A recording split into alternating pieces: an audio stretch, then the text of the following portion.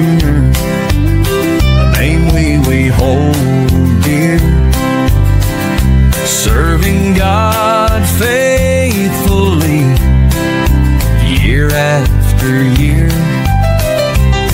A beacon of hope shining ever so bright, guiding us forward with all of His might.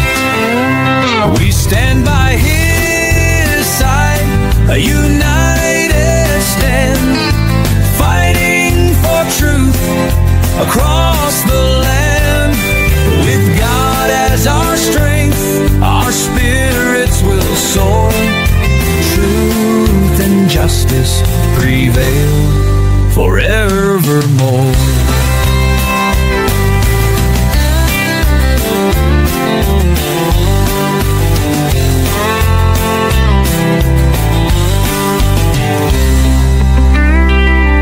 We stand by His side, a united stand, fighting for truth across the land. With God as our strength, our spirits will soar. Truth and justice prevail forevermore. We stand by His side, a united stand, fighting for truth across the land. With God as our strength, our spirits will soar. Truth and justice prevail forevermore.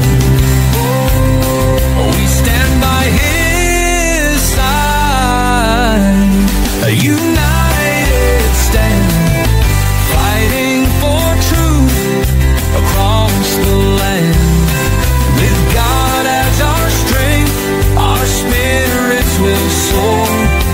Truth and justice prevail forevermore. Forevermore.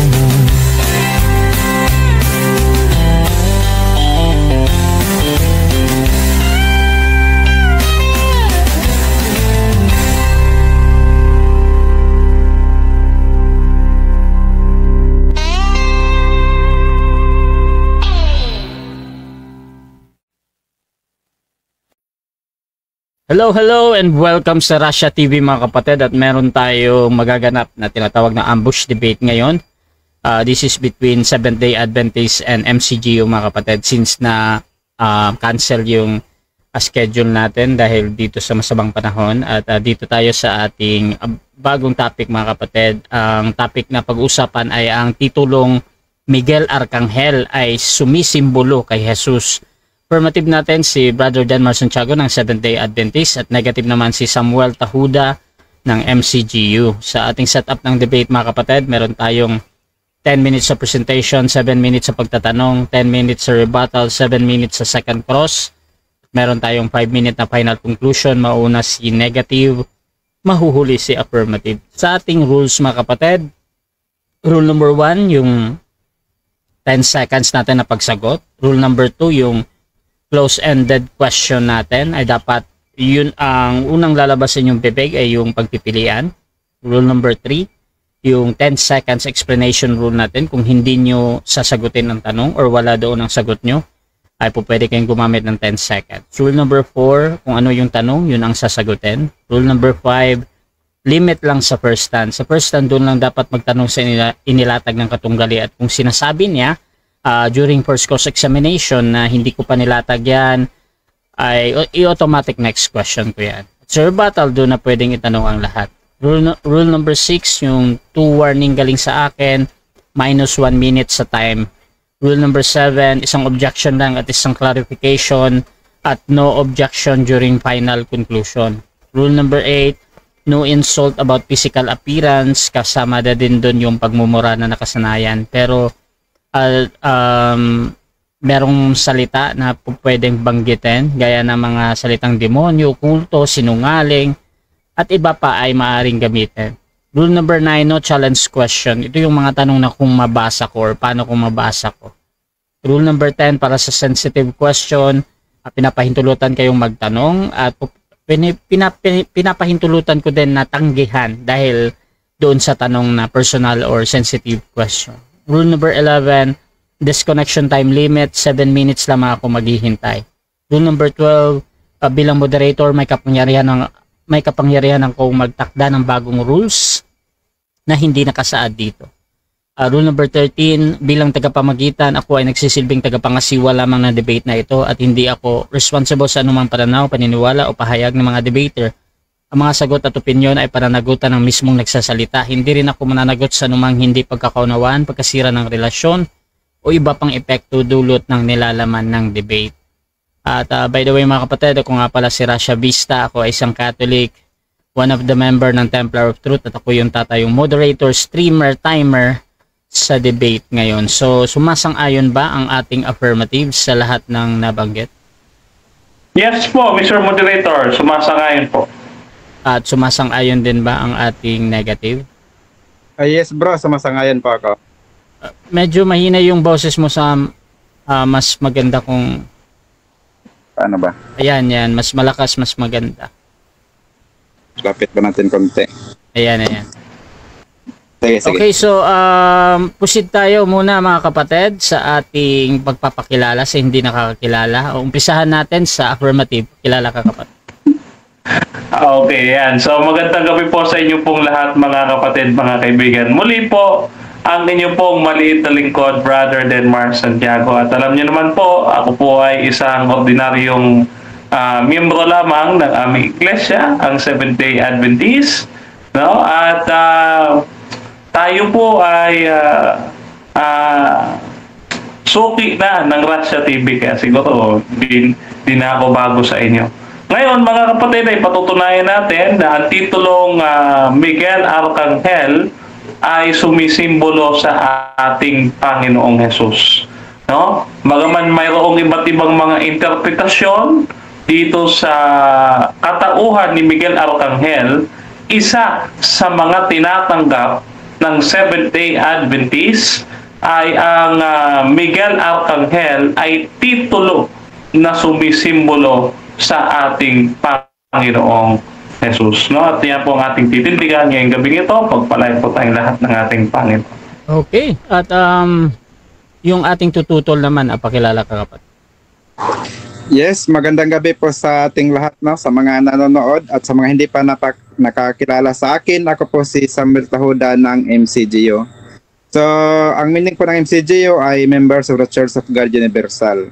Kami po dito ay naniniwala, no, na yun pong si Miguel Arcangel ay hindi po yan ang ating Panginoong Jesucristo, kundi isa lang yan sa kanyang mga alagad o alipin ni Kristo na anghel.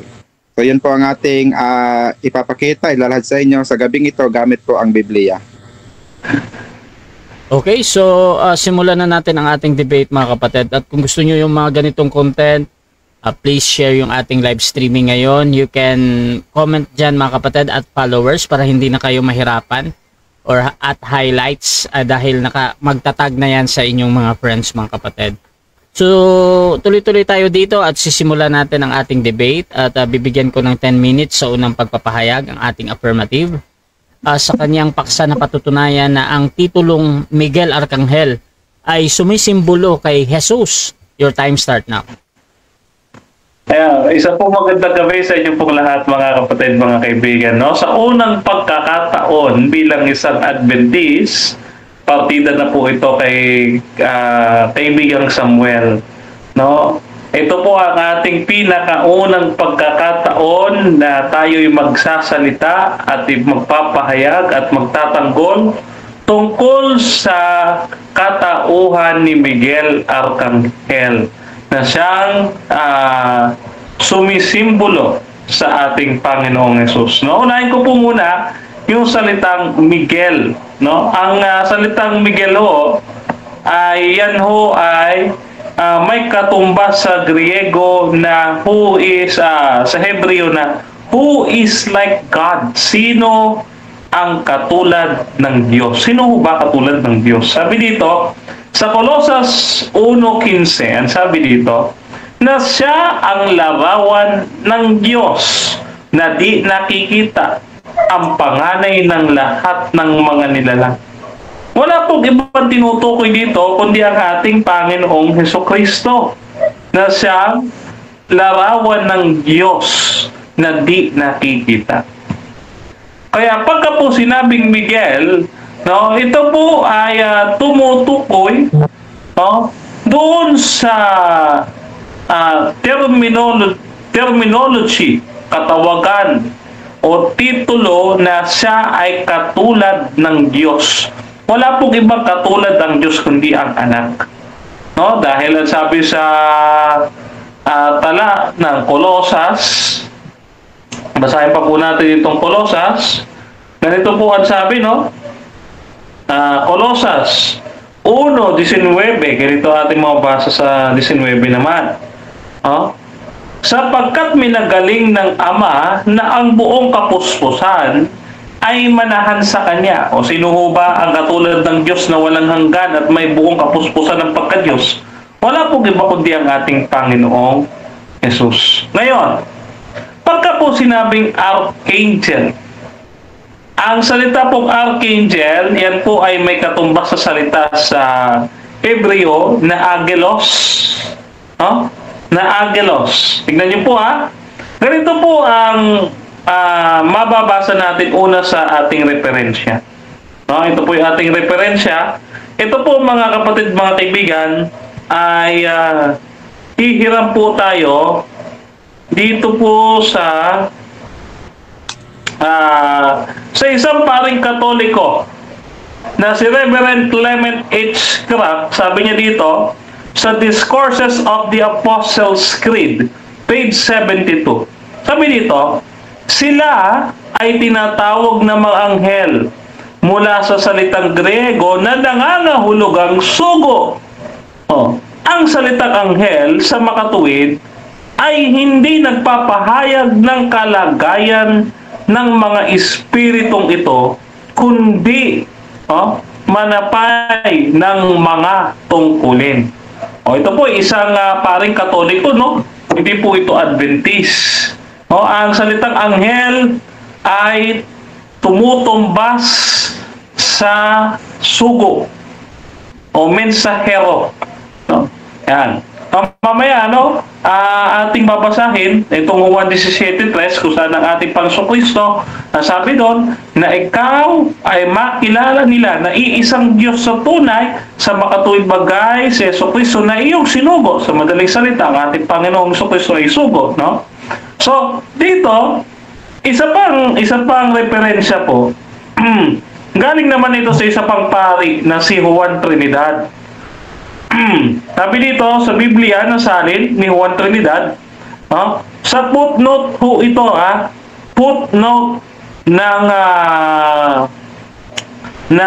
Daniel 12:1.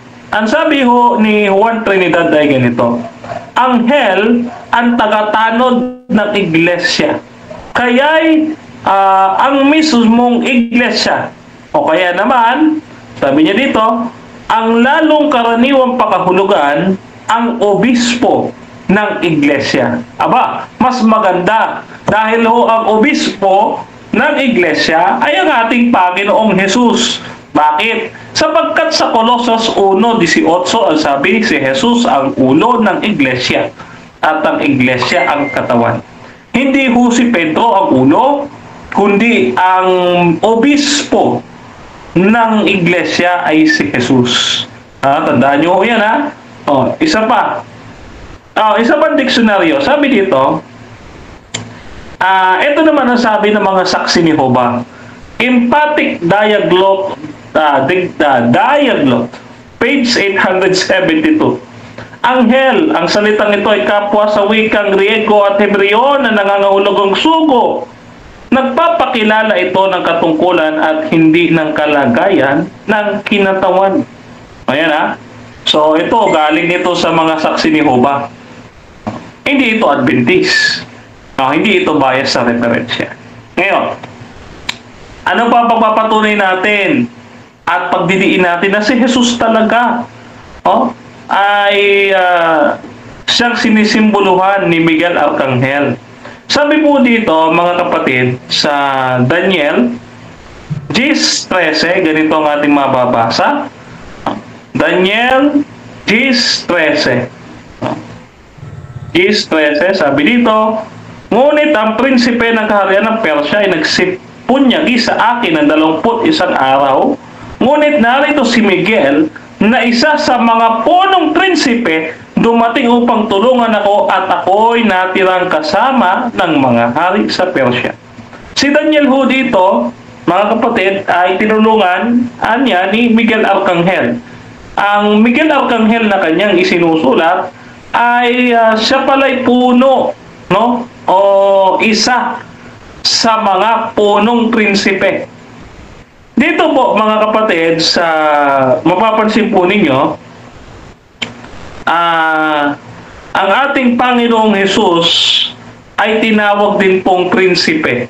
Dito po naman sa aklat ni Isaiah, sa Webe, ang talata ay 6, ganito ang sabi. Webe at versikulo 6. Sabi ay ganito, sapagkat sa atin ay pinanganak ang isang bata, sa atin ay binigay ang isang anak na lalaki at ang pamamahala ay nangatang sa kanyang balikat, at ang kanyang pangalan ay tatawag kamangha-mangha, tagapayo, makapangyarihang Diyos, walang hanggang Ama, prinsipe ng kapayapaan. Ayan na. So dito, mga kapatid, ang ating Panginoon Kristo ay prinsipe. No? Prinsipe siya. At dito, ang prinsipeng ito ang nagpoprotekta, mga kapatid, sa bansang Israel. Ayon sa Daniel 12:1. No? Ito, tingnan po ninyo. Pansinin po ninyo ang ipapansin natin, no? Daniel 12:1. Sabi niya, sa araw na iyon ay iyong sasabihin, ako'y nagpapasalamat sa iyo, O Panginoon. Wait lang. Isaiah pala to. Daniel, 12:1. Yan. At sa panahon ngayon ay tatayo si Miguel, na dakilang prinsipe na tumayo sa ikabubuti ng mga anak ng iyong bayan, at nagkaroon ng panahon ng kabagabagan na hindi nangyari kailanman mula na magkaroon ng bansa hanggang sa panahong yaon, at sa panahong yaon ay magliligtas ang iyong bayan, ang bawat isa na nakasulat sa aklat. No? Dito, si Miguel ho ay prinsipe na tatayo sa ikabubuti ng anak na bayan. Ito po ay mangyayari sa wakas ng panahon. Ito ay darating si Miguel, no? Magkakaroon ng hukuman sa langit. Ngayon, yung pagtayong ito ni Miguel, ito po ay sinasalaminan ng pangyayari sa panahon ni Apostol Pablo na kanyang isinulat ang unang Tesalonica 4, ang talata ay 16. Ganito sabi, sapagkat ang Panginoon din ang bababang mula sa langit na may tinig, na may isang sigaw, may tinig ng arkanghel, at may pakakak na Diyos. At ang nangamatay kay Kristo ay unang mga bubuhay na mag-uli. Yan. So dito, sino daw ang bababa? Samuel? Ang bababa dito, ang sabi, ang Panginoon din naman, ay bababa mula sa langit. May tinig ng arkanghel. May tinig siya na arkanghel, may isang sigaw. Siya'y sumisigaw. May tinig siyang arkanghel. No? O hindi maliwanag na ang Panginoong Hesus mismo. Okay, so dyan nagtatapos ang unang pahayag ng ating affirmative. Dako tayo sa unang pagtatanong ng ating negative. Brother Samuel Tahuda ng MCGU, your time start now. Okay. So, sinabi mo kanina na yung salitang Michael. So, sinabi mo yung salitang Michael, ang meaning ay like God, tama po ba? Ganun po yung sabi niyo? Who is like God? Yun ang ibig sabihin. O sino ang katulad ng Diyos? Yan. So, kung sino ang katulad ng Diyos, walang iba kundi yung anak, ang Panginoong Hesus, base sa Colosas 1:15. Ayan, kung nakikita nyo po dito, ito po yung Hebreo po ng Michael. Nang sabi po dito, from H4310, the prefix derivation from H355 and H410, who is like God. So, yun pong definition na who is like God. Ito ba ay tumutukoy sa H4317 or tumutukoy sa H410? Na, ano po, Hebrew Dictionary po. Andyan po sa screen, pakitingnan na lang po sa screen ko po. Makikita po niyo dyan. So, yun pong who is like God. Kanino po yan tumutukoy? Sa H4317 or sa H410?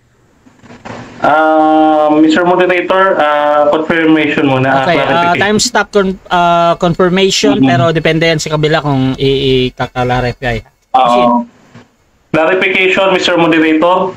Ang dami niyang tanong baka pwede isa-isa muna. Okay.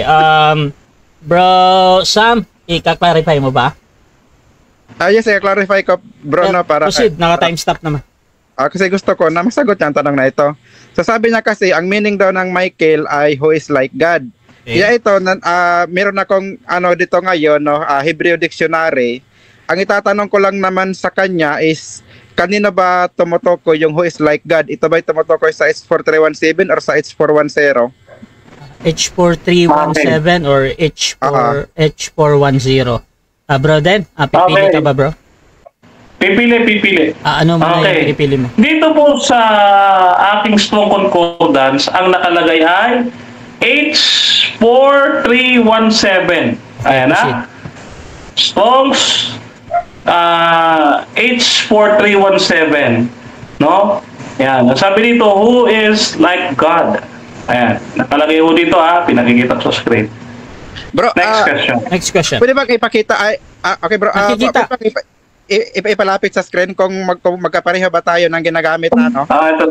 Pwede ba daw? Pwede.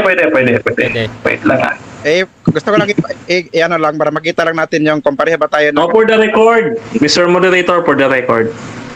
Ayan, nakikita naman. Okay, next question, proceed ka. Okay, next question. Okay. Ang ginamit po kanina yung yung Daniel G13. So sa Daniel G13 po, sino po yung nakikipag-usap kay Daniel? Sa Daniel G13? Daniel G13. Ginamit ko ba ito? Yes, oo. Ang Panginoong Jesus, yung Michael dito, no, yung chief of the princess or prince, pinakapunong prinsipe na si Miguel, no? Ito ang ating Panginoong Jesus. Okay po. Okay, dito sa Daniel 13, sabi niya, si Miguel ay isa sa pinaka-prinsipe, dumating upang tulungan ako. So ang tanong ko dito, ito bang nagsasalita dito na sinabi niyang tinulungan ako ni Miguel? So siya ba ay siya rin, ito bang nagsasalita kay Daniel ay siya rin ba si Miguel? Or iba si Miguel? Yung Miguel po diyan, yan ay si Jesus. Dahil ang paniniwala namin, si Michael Archangel ay ang pre-incarnated Christ, no? At gaya ng ating tinuran kanina, no? Diyan po sa Daniel chapter 12 verse 1, no? Siya po ang tagapagtanggol ng Israel. Okay, next question. Okay. Sa talata pong ito ng Daniel 13, no? Na sabi niya si Miguel ay isa sa mga punong prinsipe. So pagka po unawain natin itong talatang ito bang pagkasabing si Miguel, ito ba ay nasa first person, second person, or third person in terms of grammar po? Nasa first person. Kaya sabi ni Daniel, tinulungan ako ni Miguel. No? At si Miguel, siya ang tagapagtanggol ng Israel. Base dito sa Daniel 10:21, bababa mo lang sa 21. Ngunit sasaysayin sa iyo ang nakasulat sa kasulatan ng katotohanan, at walang sino mang tutulong sa akin laban sa mga ito. Sabi dito. Okay, next question ko po. Sa talata po ito, no? Sa talata po ito ng District 13. Dito si Miguel ba dito ay siya lang ba ang natatanging punong prinsipe o meron pang iba? Base sa talata, siya lang ang binanggit. Oo, siya lang ang binanggit. No? Diyan. Kasi sabi diyan sa talata, no? Ito, 13. Ang sabi diyan, si Miguel ay isa sa mga punong prinsipe. Oh. So, hindi po sinabi na si Miguel ay... Okay pa, next question ka pa. Kapag ba sinabing mga punong prinsipe, ito ba ay singular o plural? Plural po. Oo, plural. Next question. Okay. So dahil sabi niya po na plural, so inaamin niyo ngayon na ang punong prinsipe ay hindi lamang isa kundi marami. Tama po ba? Hindi ko alam. Kasi ang binanggit lang dito ay isa. Kung may iba ka pang alam, pangalanan mo. Kasi sa aming paniniwala, si Lucifer ay pinuno din ng mga anghel bago siya maging Satanas. Kaya sabi diyan, isa sa mga... Okay. Okay, dahil sabi mo hindi mo alam, puntahan natin yung 4:16. Okay. Ang sabi dito na meron pong sigaw, meron pong tunog, no, meron pong trompeta. Ang tanong ko sa iyo, sino ba ang gumagawa ng mga ingay na ito? Si Lord ba or iba? Si Jesus. Sabi ni Apostol Pablo sa unang Tesalonica 4:16, sapagkat ang Panginoon din ang bababang mula sa langit, may isang sigaw, may tinig ng arkanghel, at may pakakak ng Diyos. Si Jesus po yun eh. Yun po ang sagot natin. Okay, ginamit pa yung Matthew 24 or hindi? Hindi pa po. Hindi pa ginagamit. Okay. So, time na. 7 minutes. Okay, so dyan nagtatapos mga kapatid ang unang pagtatanong ng ating negative. Shoutout muna sa ating nasa live. Sabi ni Sinaoj Pimor, magandang gabi sa lahat. Saan ba siya prinsipe? Shoutout din mga kapatid kay Albert Hinkel. Samuel, ang itanong mo yung ibang mga anghel, Michael, na nasa Bible, kamo si Kristo din ba yun? Marami kasing Michael sa Bible. Shoutout din kay The Ebester ko. Talagang itong si Denmark, hindi Hebrew ang angelos, Greek yan, Latin ang angelos. Malak ang anghel, walang arkanghel sa Hebrew. Shoutout din kay Jules Lukban at kay Gigi Garcia, nahayag sa laman, Diyos si Jesus. Shoutout din kay Alice Diguet, good evening bro Russia, God bless, ayan. At tuloy-tuloy tayo dito. Brother Samuel, bilang negative, your time start na. Okay, bro Russia, no, gusto kong ipakita mo sa screen, no, yung mga sitas na babasahin ko. Pakiano lang bro, kumbaga ilagay mo yung Daniel Gis. Mag-umpisa ako sa 5 patuloy hanggang 13. Sige, ano po, babasahin ko yung Daniel Gis 5 hanggang 13, tapos pakisanda lang ako sa screen para makita din ng mga nanonood. Okay. So sabi dito sa Daniel G5, aking itiningin ang aking mga mata at tumanaw, at narito ang isang lalaki na nakapanamit ng kayong lino, na ang mga balakang ay binikisan ng taganas na ginto sa upas. 6. Ang kanyang katawan naman ay gaya ng berilo, at ang kanyang mukha ay gaya ng anyo ng kidlat, at ang kanyang mga mata ay gaya ng mga liwanag ng apoy, at ang kanyang mga kamay at ang kanyang mga paa ay gaya ng kulay na pinakintab na tanso. At ang tinig ng kanyang mga salita ay gaya ng tinig ng isang karamihan. At akong si Daniel, verse 7, ang nakakitang mag-isa ng pangitaing yaon, sapagkat ang mga lalaki na kasama ko ay hindi nakakita ng pangitain, kundi sumaka nila ang isang di kawasang panginginig, at sila'y nagsitakas upang magsikobli. Sa gayoy, iniwan akong mag-isa at nakakita nitong dakilang pangitain, at nawalan ako ng lakas, sapagkat aking kagandahan ay umuwi sa kasiraan at walang nanatiling lakas sa akin. 9. Gayon may narito ang tinig ng kanyang mga salita at nang aking marinig ang tinig ng kanyang mga salita, ako ngayon puling sa isang mahimbing na pagkatulog na ang aking mukha ay napasubsob. 10. At narito, isang kamay ay humipo sa akin na nagtayo sa akin ng aking mga tuhod at sa mga palad na aking mga kamay. 11. At sinabi niya sa akin, O Daniel, ikaw na lalaking minamahal na mainam, unawain mo ang mga salita ng aking sinalita sa iyo at tumayo kang matuwid sapagkat sa iyo'y sinugo ako ngayon. At nang kanyang masalita ang salitang ito sa akin, ako'y tumayo na nanginginig. Nang magkagayoy, sinabi niya sa akin, huwag kang matakot, Daniel, sapagkat mula ng unang araw na iyong ilagak ang iyong puso na makaunawa at magpakababa sa harap ng iyong Diyos, ang iyong mga salita ay dininig. At ako'y naparito alang-alang sa iyong mga salita. 13. Ngunit ang prinsipe ng kaharian ng Persya ay nakipagpunyagi sa akin na 21 araw. Ngunit narito, si Miguel ay isa sa mga punong prinsipe na dumating upang tulungan ako at ako'y natira doon nakasama ng mga hari sa Persya. Okay. So dito makikita po natin no, na mayroong kausap po si Daniel.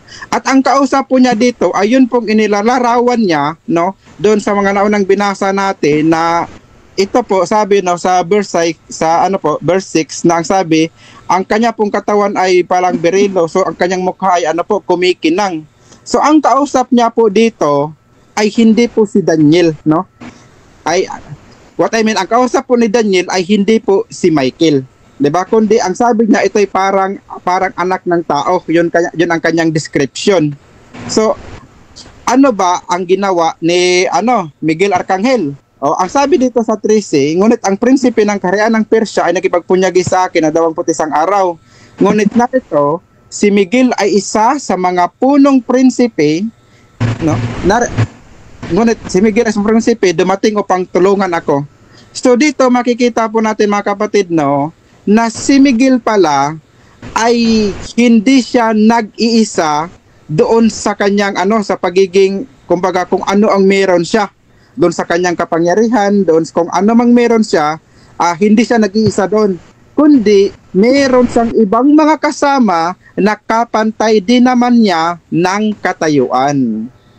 Bakit po natin nasabi no? Doon po salitang si Miguel ay isa sa mga punong prinsipe. So nangangahulugan po yon na si Miguel hindi po nag-iisa no sa pagiging punong prinsipe o dakilang prinsipe na binabanggit sa Daniel 12 no. Di po ba? Kasi kung sasabihin mong siya lang mag-isa, dapat hindi na sinabing mga. Di ba? Kundi marami sila. Hindi pinangalanan yung iba kasi ang pinangalanan si Miguel lang kasi si Miguel yung tumulong. Yan po yung dapat makita natin dyan. So dito, alam na agad natin no, na si Miguel pala, meron siyang mga kapareho. Ang ating Panginoong Hesukristo, meron bang kapareho? No, para masabi natin no, na siya din si Miguel. So alam naman po natin, no, binabanggit sa Biblia, yung Mateo 17 to, no, na ang sabi, nagbago ang kanyang mukha, lumiwanag po ito. So kapareho din naman ng kumausap dito kay Daniel, no, yung binanggit natin sa Daniel 16, 'di ba?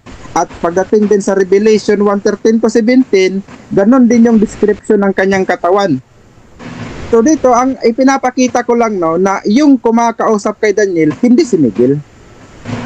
Iba kaya nga nung sinabing si Miguel, hindi po ito nasa first person pagka in terms of grammar. Ito po ay nasa third person. Kasi kung first person dapat ang sabi ganito, ako. 'Di ba? Kung first person, ako yun. Yan yung first person. Pero pagka nagbanggit ka ng pangalan at hindi mo naman sinabing ikaw o Rio, so ibig sabihin, yung pangalang binanggit mo, third person po yun sa grammar po. So dito, makikita na agad natin kung sino yung may maling unawa po, no?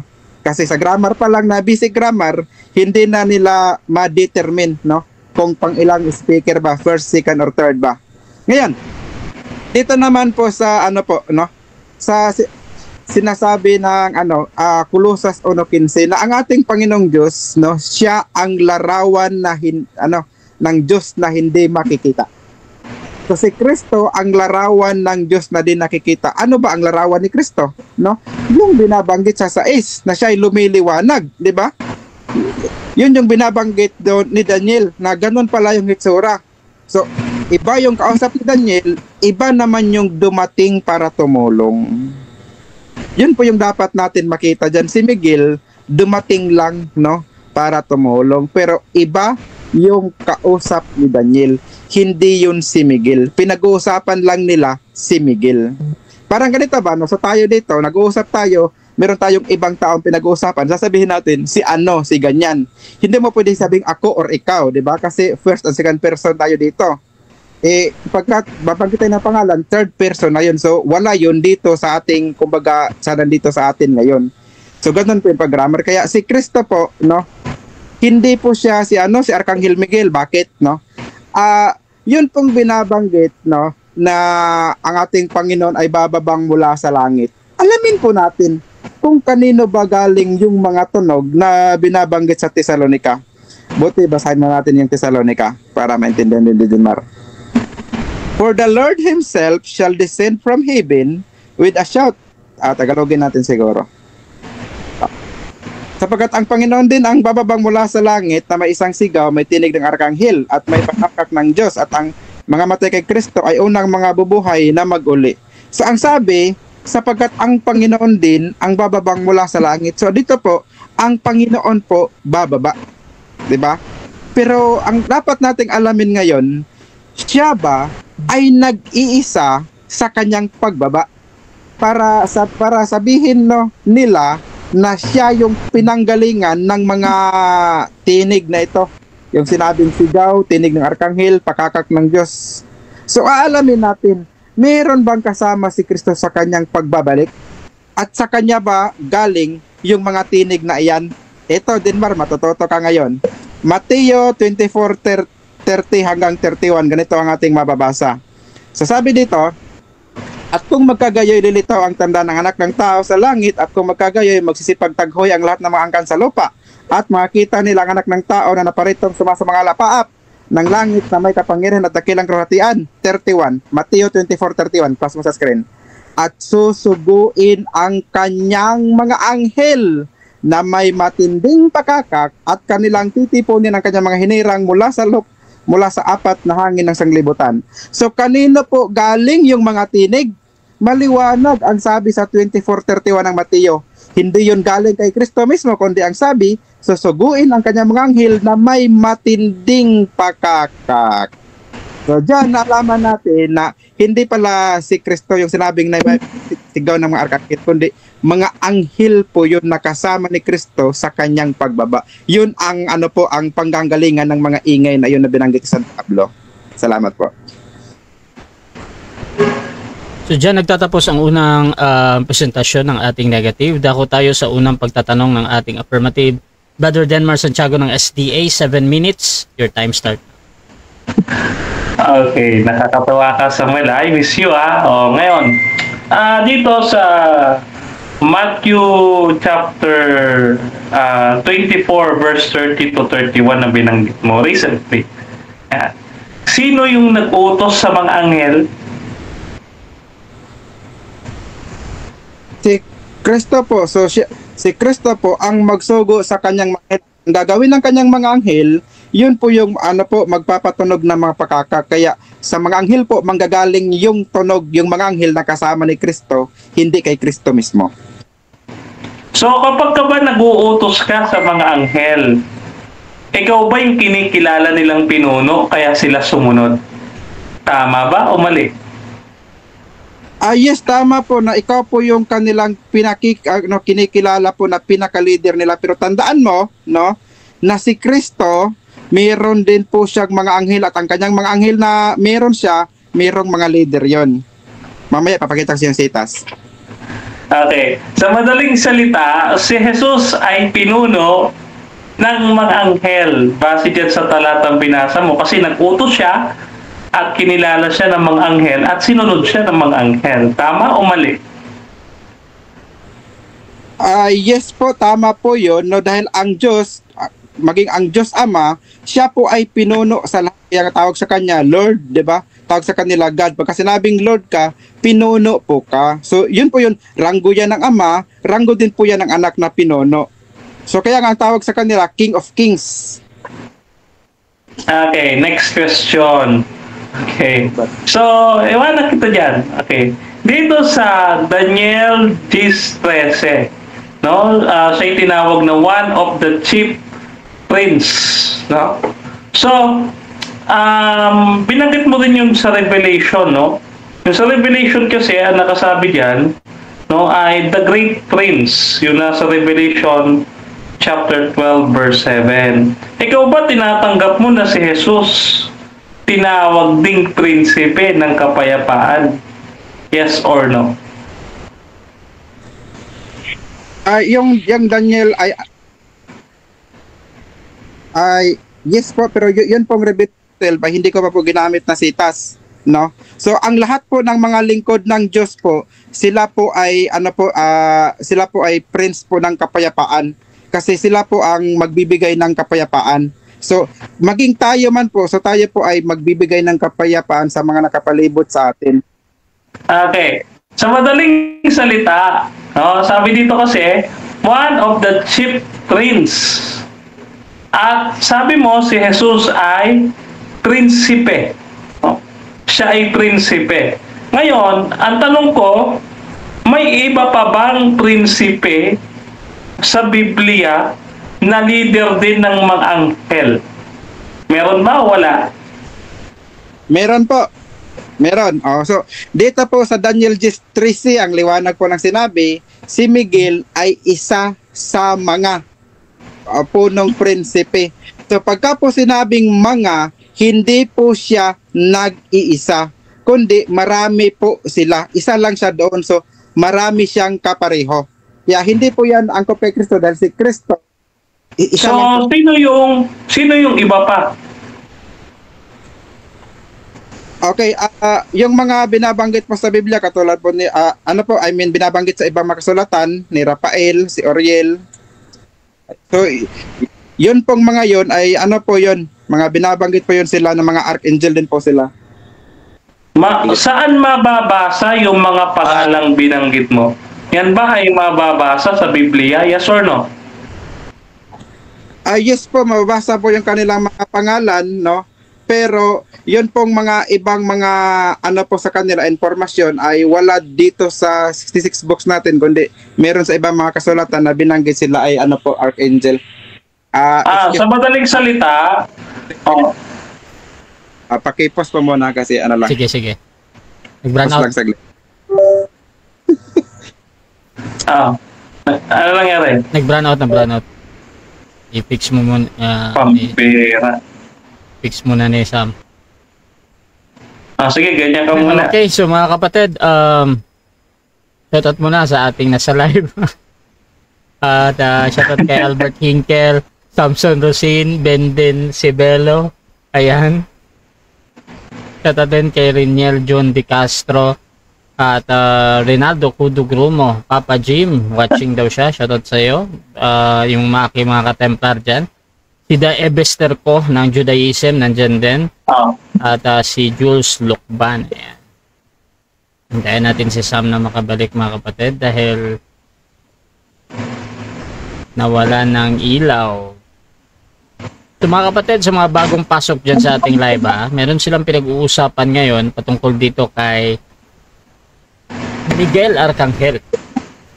Ang topic natin ngayon ay ang titulong Miguel Arcangel ay sumisimbolo kay Jesus. So affirmative natin mga kapatid yung ating nagtatanong ngayon. At negative naman yung tinatanong. Okay na bro? Okay na? Okay na. Ng siguro video. Sige Sam. Proceed. Bro Den. Okay, proceed tayo. Lapitan mo lang, mas lumapit ka Sam para mas malakas yung boses mo. Proceed. Okay, proceed tayo. Okay. Sa madaling salita, hindi mababasa sa Biblia yung sinasabi mong mga pangalan. Kasi sabi mo, wala sa 66 books, yes or no? Pagka sinabi niya pang Biblia, 6 Objection, Mr. Moderator? Objection? Categorical, yes or no? Paulit ng tanong, bro. Sabi niya kasi, wala daw sa 66 books yung mga pangalang binanggit niya. Kaya ang tanong ko, pinaninindiganan niya ba yung sinasabi niya na wala sa Biblia yung mga pangalan na yun? Yes or no? Pinaninindigan mo ba daw? Yes or no? Akong 66, yes, kung Yes, 66 babanggitin mo. Pero kami kasi, naniniwala kami na hindi lang dapat 66 yung book na inspired. Kasi maging yung binanggit sa Jude 1:9 na sinasabi na ang Arkanghel Miguel ay hindi mo yan makikita doon sa Deuteronomy 6:2. Wala ka makikita ganon. Kasi yan ay kinuha ni Jude mula sa ibang kasulatan na wala sa Bible natin ngayon. Okay, next question. Iwanan na kita dyan. Ngayon, dito naman sa salitang angelos. So, dito, yung Griegong angelos, nangangahulugang sugo. Agree ka ba dito? Yes or no? Yes po, ang angelos po ay nangahulugang sogo, pero hindi po lahat ng sogo sa Biblia ay mga angelos. Marami pong klase ng sogo. Medyo mga propeta, mga sogo po sila, pero hindi po sila mga hindi po lahat sila mga angelos. So meron po yun. Okay, at sabi dito, archangel o pinuno ng mga sugo. Archangel, pinuno ng mga sugo. Tanong ko sa iyo, si Kristo ba pinuno din ng mga sugo? Yes or no? Yes, paniniwala din po namin yan, no, na si Kristo talaga ay pinuno ng mga sugo, no. Pero ang kaibahan po natin, no, Hebrews 1:6, si Kristo ay inutos ng Ama na sambahin siya ng mga anghel. So ibig sabihin, hindi po siya kasama doon sa tinatawag na mga anghel, kasi nga siya yung sasambahin ng mga anghel. Okay. So, alam mo ba na sa Biblia ang salitang anghel ay hindi lang tumutukoy sa kalagayan, kundi maging sa titulo? Yes or no? Yes po, hindi pa ako tumututol dyan, no? Pero ang sinasabi ko nga po na yun pong sinasabing mga anghel na binabanggit sa Biblia, sasamba kay Kristo. Okay, so dyan nagtatapos mga kapatid ang first stage ng ating debate. At shoutout muna sa ating nasa live. Sabi ni Albert Hinkel, Samuel, no ba yan, nakakalusot si Denmar. Shoutout din kay Samson Rosin. Malinaw ang paliwanag ng negative, my point. Sabi naman ni Benden Sibelo, si Gabriel ay nakipag-usap kay Daniel at si Miguel ay tumulong ni Gabriel. Daniel chapter 9 and 10. Shoutout din kay Riniel June Castro, good evening daw. Dito kay Papa Jim, watching siya. At dito kay Senoj Pemor, magandang gabi sa lahat. Saan ba siya, Prinsipe? Dako tayo mga kapatid sa ating rebuttal, Brother Denmar Santiago ng SDA. Your time start now. Una-una, no, aking binabati ng magandang gabi, aking best friend, si Brother Albert Hinkelo ng Born Again. So, dapat ikaw na pumalit kay Samuel kasi mahina tumutol si Samuel eh. Bakit? Inamin lahat eh. Mantakit po ninyo, mula doon sa pagiging prinsipe ni Jesus, inamin niya. Hanggang doon sa pinakapunong sugo si Jesus, inamin niya. Ano na lang ipagdidebatihan natin dito? Ikaw inamin mo na lahat. Wala na, tapos yung debate. Palitan mo na to, Albert. Ikaw na umupo dito. Ngayon. Tatawakain pa natin mga kapatid Sabi dito, one of the chief prince. Kasi mga kapatid, yung isa pang prince na tinutukoy niyang isa sa mga prinsipe, no, ay si Lucifer. Dahil si Lucifer, siya ay naging pinuno ng mga anghel bago siya maging Satanas. Ayan, kaya sabi, one of the chief prince. Pero, ang tanging namumuno na lang ay ang ating Panginoong Hesus. Kaya nga, ang sabi ni Samuel kanina, ang Panginoong Hesus ang tinuturing na pinuno ng mga anghel na siyang nag-utos sa kanila sa Mateo 24:30 hanggang 31. O hindi tapos ang debate. Si Jesus naman pala ang leader, pinuno ng mga anghel na nag-utos sa mga anghel. Di ba? Galing ni Samuel eh. Galing sumagot ni Samuel. Sana ganyan hanggang mamaya. Okay. Ngayon, puntahan natin itong Daniel Jays, no? Dito po sa Daniel Jays, mga kapatid, mukhang naguguluhan talaga si Samuel eh. Tignan po ninyo, sagot niya sa akin kanina, yung salitang angelos, tumutukoy daw sa sugo. Maya-maya, gagamitan naman ng Hebreo 1, no? Sabihin niya, si Jesus daw ay sinasamba daw ng mga anghel. Wala akong pakialam dyan. Hindi ko tinatanong yan. Kasi, ikaw na rin mismo nagsabi, yung angelos pwede rin tumukoy sa propeta. Ibig sabihin, anghel din yung mga propeta. Ngayon, babalikan natin yung referensya natin. Ito babalikan natin yung referensya natin. Tatantarin kita ng referensya dito. Sabi nga ni parang Jumong bubugbugin kita. Ha? Sabi dito, sa Webster's New Dictionary, page 83, anghel mula sa salitang Latin na angelos o angelus, Griego ay angelos, utusan, isang sugo ng Diyos, isang ministro, pastor ng iglesia. Kita mo? Kaya yung salitang anghel, hindi siya tumutukoy sa kalagayan lamang, kundi maging doon sa papel o titulo na ginagampanan. Kaya nga title natin yung Miguel ay titulo. Kita po ninyo ha. Balikan natin yung sinabi ni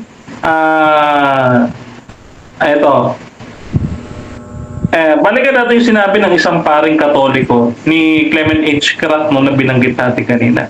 Sabi ito, anghel mula sa salitang Griego na sugo, sa makatuwid ay hindi nagpapahayag ng kalagayan ng espiritu, kundi manapa ng mga tungkulin. Mas maniniwala ko dito sa pari.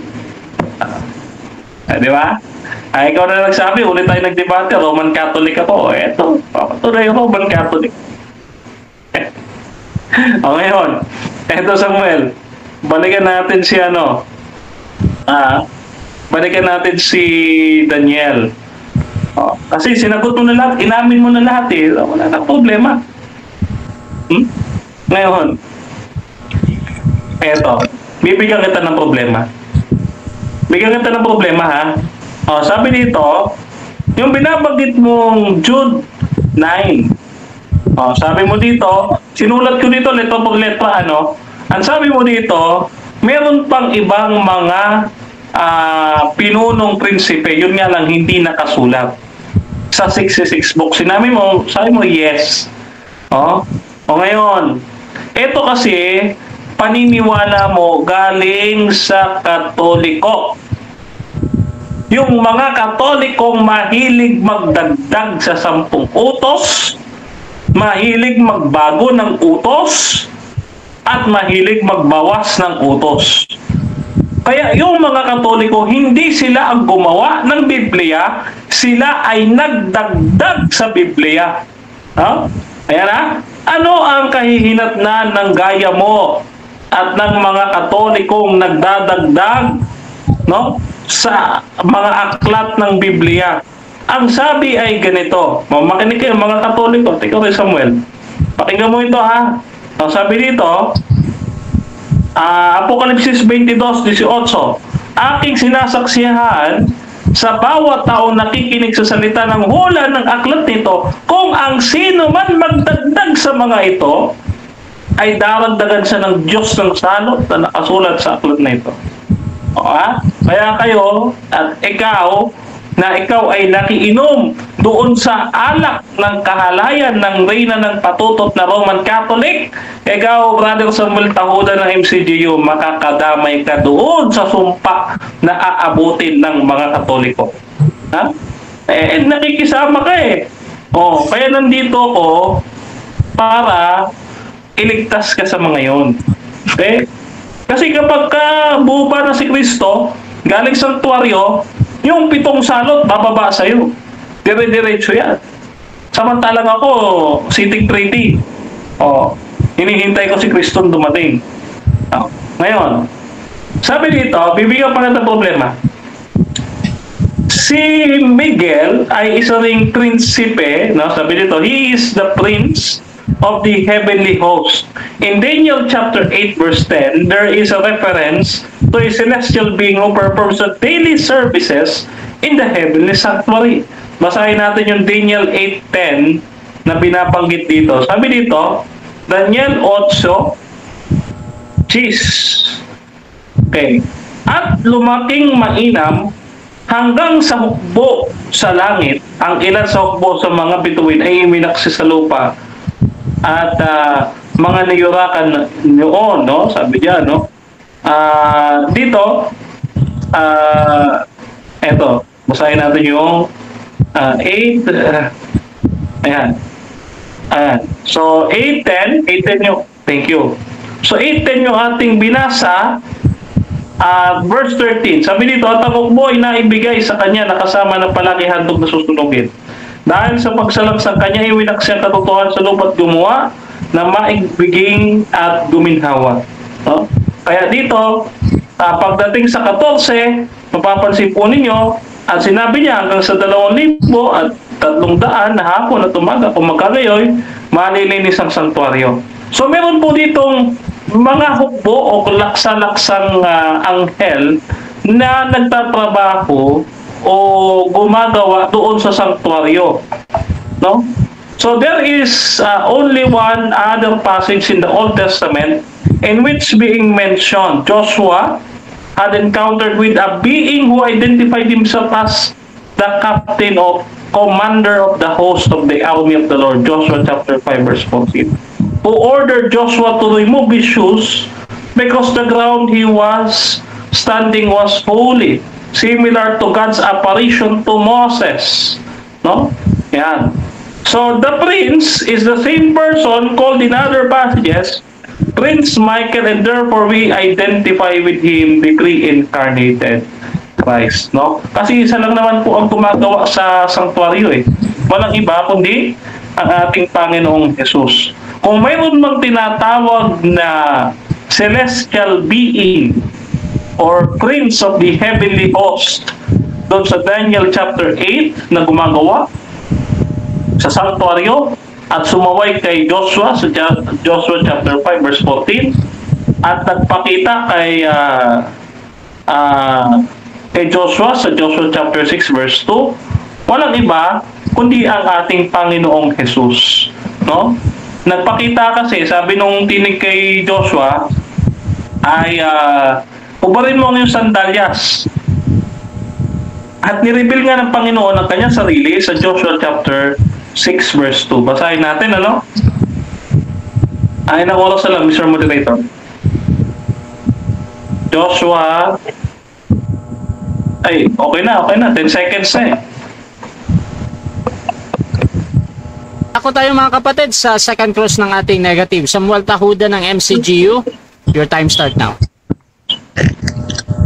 Okay. Ang tanong ko po, no, yun pong binanggit ni Jude 1:9 na si Arkanghel Miguel ay nakipaglaban po sa Diablo. Saan po naaklat kinuha yan ni Jude? Kinuha po yan ni Jude mula po sa Genesis 3:15. No? Kasi yung binhi ng babae ang siyang tatapak sa ulo ng serpente. At yung binhi na yan ay si Jesus. Yun po ay paniniwala ng mga Hudyo. Okay? Kahit ng Orthodox Jew. Next question. Okay po, sa Genesis 3:15, namatay na po ba si Moises o hindi pa? Okay, dito hindi pa nagsusulat pa si Moses dito. Okay? Pero syempre, ang ating mga writers ng Biblia, nakikita nila ang hinaharap. Kaya nga ho sabi sa unang Pedro 1:20, no, kinakasihan ng Diyos yaong mga taong ginagamit niya sa pagpopropesiya. No, ayun ho ang sinasabi ng Biblia. Next question. Okay. Dito po, ang tanong ko po sa Daniel G:15. Nung sinabi na, and when he had spoken such words unto me. Yes? Itutok mo talaga yung bibig mo, bro. Medyo humihina, bro, yung boses mo. Hina ba? Okay. Yan. Ganyan lang. Okay. Sige, lapit ko na lang. Ang tanong ko po dito sa Daniel G:15, ano po, si Miguel po ba ito yung sinasabi na at ng kanyang masalita sa akin ayon sa mga salitang ito? So, si Miguel po ba yung nagsasalita sa kanya o hindi? Clarification, Mr. Moderator. Marami na naman siyang tanong. Paisa-isa muna. Ang dami niyang tanong eh. Okay, ang tinatanong ko lang naman, itong sa Daniel Gis, no? Patuloy mo lang yan, no? 15, 16, 18. Ang tinatanong ko lang dyan, kung si Miguel ba yan, si Miguel ba mismo ang kausap ni Daniel? Siya ba o hindi? Si Miguel ba o hindi? Ang kausap ni Daniel? Yes. Sapagkat ipinakita dito ni Miguel, no, ang mangyayari sa 1,335 days na nasa Daniel 11 at 12. Yan, yung mga mangyayari sa wakas ng panahon. Gaya din sa Daniel 12:1, kung saan si Miguel tatayo siya on the judgment day. Okay, next question. Okay, next question. Okay, dito sa Daniel 10:13, sino ang tinulungan ni Miguel? Tinulungan ni Miguel si Daniel. Ang sabi niya kasi, si Miguel ay isa sa mga punong prinsipe, dumating upang tulungan ako at ako'y natira doon nakasama ng mga hari sa Persia.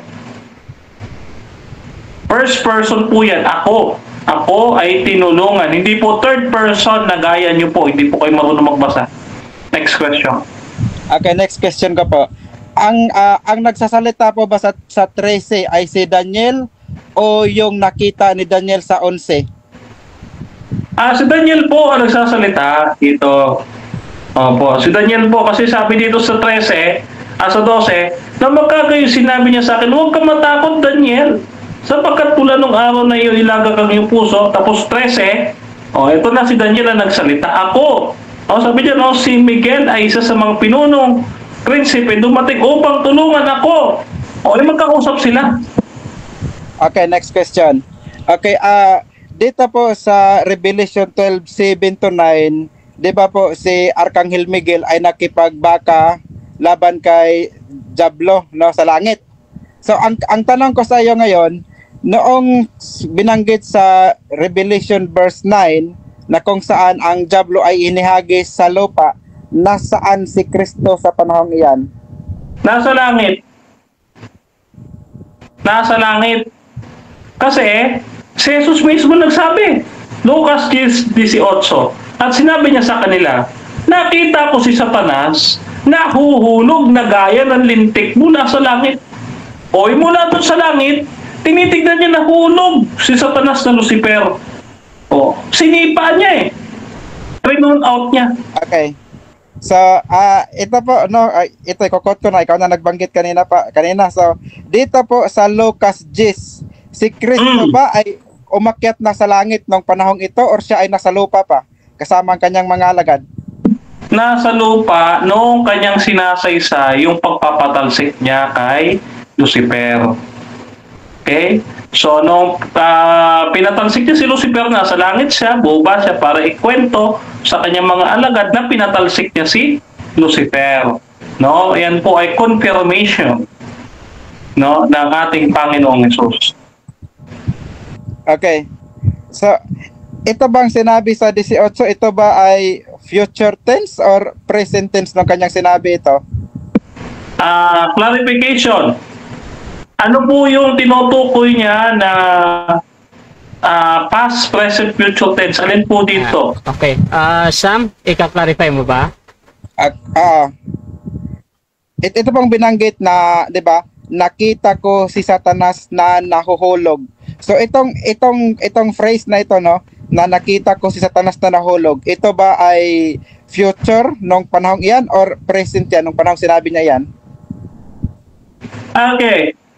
Past na po yan. Past, present. Past na po yan kasi kinikwento nga po ni Jesus kung paano nakita niyang pinatalsik niya si Satanas.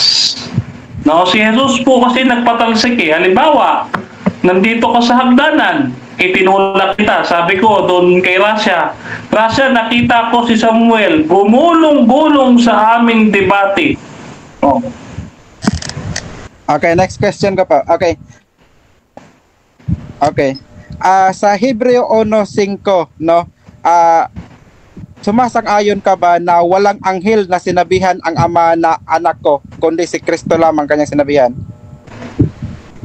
Okay, 10 seconds. Hindi natin usapin yung kalagayang pagka-Diyos ng Panginoong Hesus. Okay, next question. Okay, next question ko po.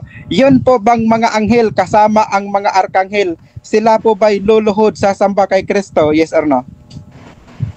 No. Wala kang mababasang arkanghel dyan sa Hebreo 1. No, assuming ka lang pag may mabasa ka. Kasi kahit pahanapin kita sa Greek, wala kang mababasang arkanghel dyan sa Hebreo 1. Next question. Next question. Okay, ang arkanghel po ba ay hindi anghel? Hindi po anghel, kasi titulo po yan. Title. Ano po ba ibig sabihin ng archangel? Pinuno ng mga anghel. 7 minutes time. Okay, so dyan nagtatapos mga kapatid ang second cross ng ating negative. So shoutout muna sa ating nasa live kay John Mark. Sabi niya, Hebreo 1:5 NLT, for God never said to any angel what He said to Jesus. You are my son, today I have become your father. God also said, I will be His father and He will be my son. Shoutout din kay Albert Hinkel. Sabi niya, Samuel, i-deny mo lahat, pati pangalan mo. Huwag kang aamin. Shoutout din kay Bendin Sebelo. Si Jesus ay King of Kings, not Prince. Shoutout din kay James Antula ng Islam. Sa magbayad ka, naka-ready ang schedule natin, Jules Lakban. Shoutout din again dito kay Samson Rusin. Malinaw ang paliwanag ng negative, my point. At shoutout din kay Riniel June De Castro. Ayan, tuloy-tuloy tayo, bro Sam. Your time start now, rebata. Okay, gusto ko lang linawin, no, na meron talaga kaming tindig, no, na yung mga sinang-ayon ko sa kanya kanina ba, na si Kristo bilang Diyos, pinuno talaga siya ng mga anghel. Hindi pa ako tumututol doon dahil yun din po ang tindig namin, pinuno siya ng mga anghel. Pero ang pinag-uusapan kasi natin dito, na siya rin si Miguel, no? Yan kasi ang punto dito, kung siya rin ba si Miguel. Wala tayong total kung pinuno pa siya ng mga anghel, kasi pagka Diyos ka, ikaw ang hari, siyempre lahat ng mga nandyan, under mo yan, 'di ba? So ang question lang, siya din ba si Miguel? Yan yung pinagdedebatehan dito, kasi baka mapagkamalian nila, ayan, umami na si Samuel. Siyempre, yun yung paniniwala din namin na pinuno talaga siya bilang ano So ngayon, si Kristo ba, siya ba ay iniuri ng Biblia na na kumbaga anghel din, no, na katulad ng mga binabanggit nila na ibang anghel? Basahin po natin sa isang talata, sa Hebreo 1:5 hanggang 6, ganito ang ating mababasa. Sabi dito, sapagkat kanino nga sa mga anghel sinabi niya man, ikaw ay aking anak. At ikaw ay aking ipinanganak ngayon, at muli ako'y magiging kanyang ama, at siya ay magiging aking anak. So dito, maliwanag na walang anghel na sinabihan ang Diyos Ama na ikaw ay aking anak. Bakit po? Kasi si Kristo ang bugtong na anak. So ibig sabihin, nag-iisa siya sa kung anong kalagayan meron siya. Wala po siyang kasalo, no, wala siyang kapariha. Kasi nga po, bugtong siya. Kaya hindi po siya katulad sa mga anghel na yon. Kasi yung mga anghel na yon kasama si Miguel din po ay sabi, at muli nang dinala niya ang panganay sa sangkalupaan ay sinasabi, at sambahin siya ng lahat ng mga anghel ng Diyos. So si Miguel, na isang uri ng anghel, na leader ng mga anghel, siya ay kasama sa luluhod kay Jesus. Pilipos 2:10, lahat ng mga tuhod ng nangasa langit na sa lupa, sa ilalim ng lupa, ay luluhod sa pangalang Jesus. So pati po yung Miguel na nakipagbaka sa dragon, luluhod yun kay Jesus. Ito, papakita ko lang sa inyo, no? Dito sa Revelation 12:7, merong binabanggit dito na nag-aaway, no? Itong sabi dito, at nagkaroon ng pagbabaka sa langit, si Miguel at ang kanyang mga anghel ay nakipagbaka sa dragon, at ang dragon at ang kanyang mga anghel ay nakipagbaka, at hindi sila nanganalo ni nasumpungan pa man ang kanilang dako sa langit, at inihagis ang malaking dragon, ang matandang ahas, ang tinatawag na Diablo at Satanas, ang dumadaya sa buong sanglibutan. Siya ay inihagis sa lupa at ang kanyang mga anghel ay inihagis na kasama niya. So dito, aalamin natin kailan ba ito nangyari, no? Kailan ba? 'Di ba? Ang sabi kasi sa Revelation 1:19 ganito. 1:19 na Revelation.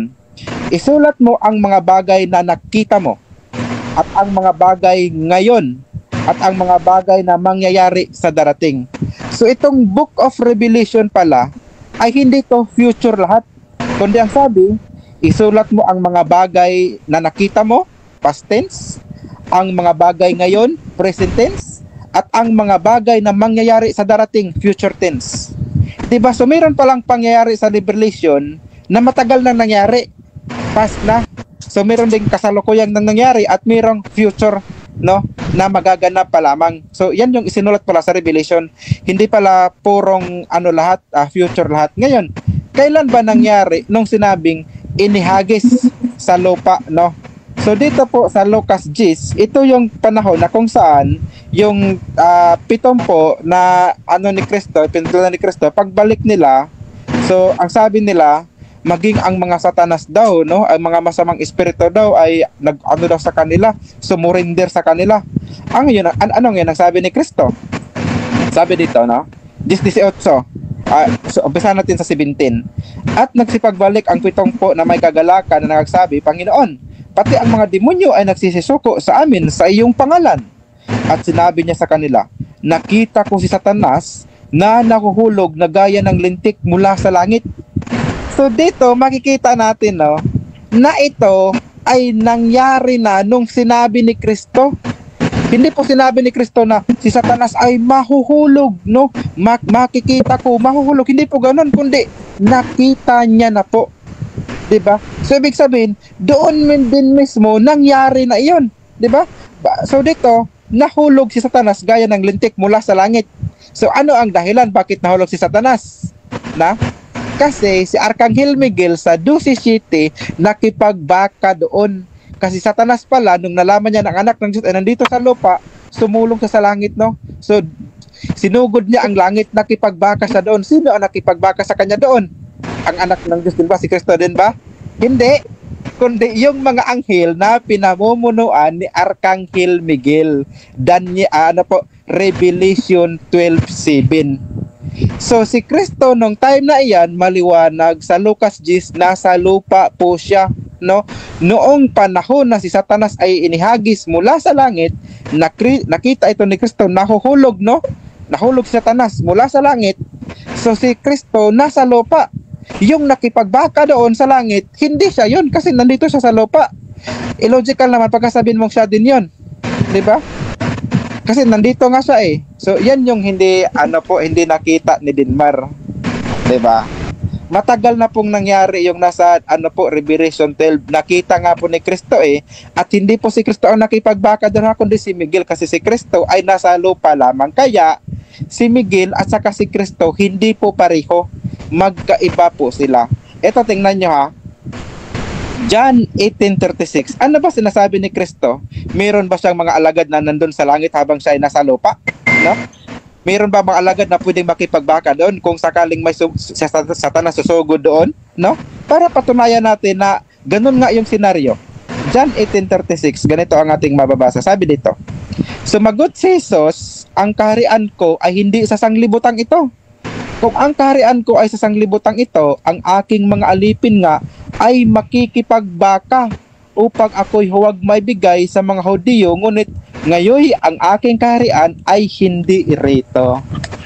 So dito, sinabi ni Kristo na mayroon pala siyang alipin na handang makipagbaka, na ang mga alipin niyang iyong wala sa kahariang ito, kundi nandoon na iwan sa langit. Kaya nga sabi, nung sumugod doon si Satanas, nakigbaka si Miguel Arcangel, Revelation 12:7-9. Nung nakipagbaka si Miguel Arcangel laban kay Diablo, hindi na naig yung Diablo, no?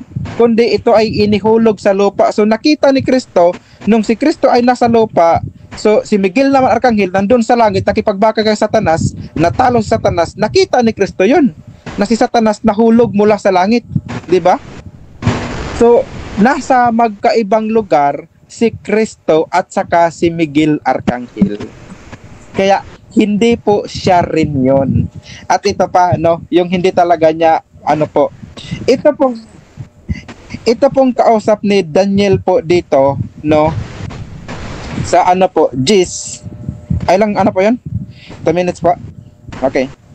So, okay po. So, dito po sa Daniel, ito, sa Disais. At narito, isang gaya ng kahawig ng mga anak ng mga tao ay humipo ng aking mga labi na magkagayos, binaka ko ang aking bibig at ako'y nagsalita at nagsabi sa kanya, na tumayo sa harap ko, O Panginoon ko, dahil sa pangitain ay nagbalik sa akin ang aking mga kapanglawan at hindi natili sa akin ang lakas. So, ito pong kausap ni Daniel, no, hindi po si Miguel Arcangel. Di ba? Iba po ang kanyang kausap. Yun ang kanyang pong kausap, yun pong sinasabi niya na na ang kanya pong katawan ay kumikinang. Iba po 'yan, no? Siya po ay nag-iisa lamang sa ganya pong sa ganyang katayuan po. 'Di ba sabi? At narito isang gaya ng kahawig ng mga anak ng tao. So ang mga anghel po, hindi po sila hindi po sila kalarawan ng Diyos. Kaya hindi po sila kahawig ng tao. Dahil hindi po sila nilikha ayon sa larawan ng Diyos. Iba po yung hitsura nila. May mga pakpaka po sila, di ba? Yung mga anghel. So ito po, ang kausap ni Daniel, yun pong kahawig sa tao. Sino ba yun? Yun po yung anak, no? Dahil Colossus 1:15, ang anak, no, ang ang larawan ng Diyos na di nakikita. Hindi po si Miguel yan, di ba?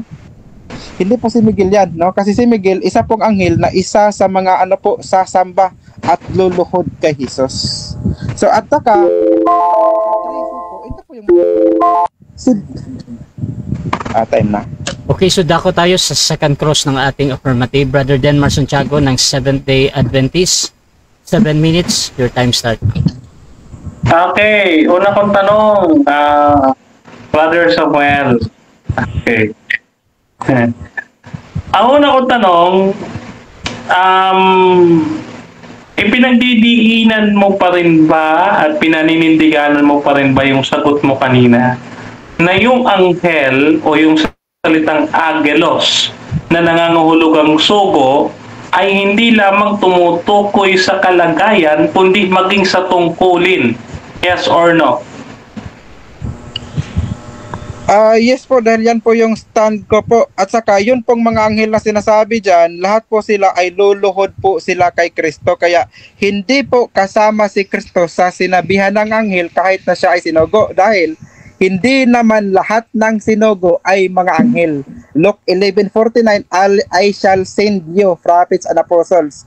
So yun, mga sinugo, okay. Hindi yun mga anghel po. Next question. Sabi dito, ni Webster's New Dictionary, page 82, anghel mula sa Latin na angelos Griego na angelos, utusan, isang sugo ng Diyos, isang ministro, pastor ng iglesia. Tanong, si Kristo ba sugo, pastor, at ministro ng iglesia? Yes po, paniniwala po namin yan, pero hindi nga po ano sa kanya, no? Yun pong salitang agilos, hindi po yan ginamit sa kanya. Kahit yung meaning niyan may kapareho. Katulad ni San Pablo. Si San Pablo, siya din ay sinugo, no? Siya din ay ministro sa iglesia, pero hindi yun nangangahulugan na kapantay na siya ni Kristo. Diba? Kasi si Kristo, siya yung higit sa lahat. Hindi siya kapantay doon sa ilang. Okay, next question. Ano yung sabi dito, ang kahulugan ng Miguel, who is like God, di ba? H4317. Who is like God? Tanong, sino ba yung who is like God? Ang sagot ko po, ang gaya po ng ano, ayun pong mga tao po, no? Sila po ay like God dahil si Kristo po, siya po ay God mismo, hindi siya like lang, kundi God po siya. Pagka sinabi pong like God lang, may kahalintulad lang siya, pero hindi po siya yun. Si Jesus ba ay like God? Who is like God? Si Jesus ba ay like God? Yes or no? Si Kristo po ay God mismo, hindi po gaya lang. Kasi halimbawa, pagka sinabi mong like God o gaya lang, parang ito, sabi sa Revelation, ang Panginoon ay darating gaya ng magnanakaw, like a thief. So magkaiba po ibig sabihin nun, yung like a thief, so hindi po siya thief mismo. Kasi sinabing like God, so pagka sinabi mong gano'n, hindi siya God mismo. Okay, so sa madaling salita, si Jesus ay hindi kawangis ng Diyos. Kasi sa Tagalog nito, sinong katulad, sinong kawangis, ayun, tama, sinong kawangis, sinong katulad ng Diyos. So hindi kawangis at katulad ng Diyos si Jesus. Yes or no? Mali po, no? Ang iyong objection. Yung categorical niya, sana yung yes or no. Hindi ko naman tinatanong kung tama o mali eh. Ang sabi ko, Mr. Moderator, si Jesus ba ay hindi katulad o kawangis ng Diyos? Yes or no? Yes or no dato, Bro Sam? Ano po, kumbaga counter objection po ako. Proceed, counter objection. Iba kasi yung sabihin mo na like God, parang example na ano nga po, like a thief, no? Like thief po yun. Depende po kasi yan kung paano mo gagamitin sa sentence. Okay. Magkaiba kasi yung paggagamit doon sa who is like God sa binabanggit mo ngayon na siya ay ano po. Okay, so ganito Bro Sam, kung hindi ka makapili sa yes or no, you can use your 10 seconds. Gagamitin mo ba? Kasi 10 seconds na lang. Proceed. Okay. So si Kristo po no ay ano po siya, kumbaga siya po ay Diyos mismo, hindi po siya parang Diyos lang. Pagka sinabing like God, parang Diyos lang yun. So hindi po siya parang Diyos. Next question. Next question. Yung ibig sabihin ng angelos. Okay. Yung ibig sabihin ng ng archangel ay leader ng mga anghel.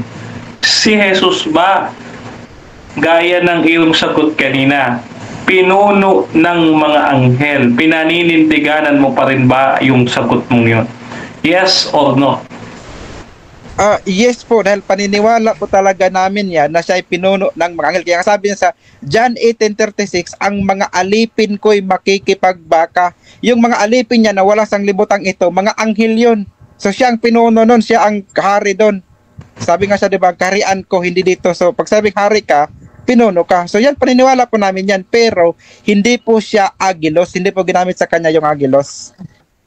Okay, so yung archangel ay leader ng mga anghel. Base doon sa confirmation mo, 2 beses, kanina at yung ngayon. Base sa confirmation mo, pinuno ng mga anghel, ang ibig sabihin ng archangel.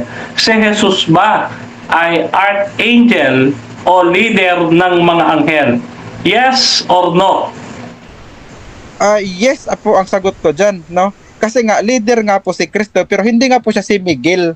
Yan po ang pinag-usapan natin dito. So, wala po tayong pinag-usapan kung ano ba si Kristo, meron ba siyang ganyang title, kasi maraming title si Kristo. Yung pagiging Kristo, title yan, di ba? Yung pagiging bato, title niya yun, 10:4. So maging yung yung pinuno ng mga anghel, title na din po yan, pero iba po yung Miguel, hindi po yun siya.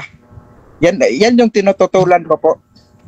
Okay, next question. Dito sa Apokalipsis 12, sino yung mga leader ng mga anghel dyan sa Apokalipsis 12? Isa sa pinangalanan dyan ay si Miguel. Yang si Miguel na yan, nung nakipagbaka sa langit si Kristo, siya po ay nasa lupa ayon sa Lucas 10:18. Kaya nung matalo ni Miguel si Satanas, nakita ni Kristo na nahulog si Satanas. Si Miguel nasa langit, si Kristo nasa lupa. So magkaiba po sila kasi nasa ibang lugar po sila at the same time. Kung si Kristo ay nasa lupa nung nagaganap ang Apokalipsis 12, sino yung batang ipinanganak ng babae dito na aatangan ng pamamahala at tatawaging prinsipe dito sa Apokalipsis 12:5 na maghahari sa lahat ng mga bansa? Okay, so dyan nagtatapos mga kapatid ang second stage ng ating debate at shoutout muna sa ating nasa live kay Rods Edoria, talo na si Denmark. Shoutout din kay Ricky Bill, magandang gabi po sa lahat. Samson Rusin, sabi niya, ano po malinaw yung si Kristo ay ang Archangel? Shoutout din kay John Mark, sabi niya, Denmark, Hebrew 1:13. Shoutout din kay okay, Albert Hinkel mga kapatid. Dako tayo mga kapatid sa final conclusion ng ating negative. Ang topic ngayon again, ang titulong Miguel Arcangel ay sumisibilo kay Jesus. Brother Samuel Tahuda, your time start now, bro.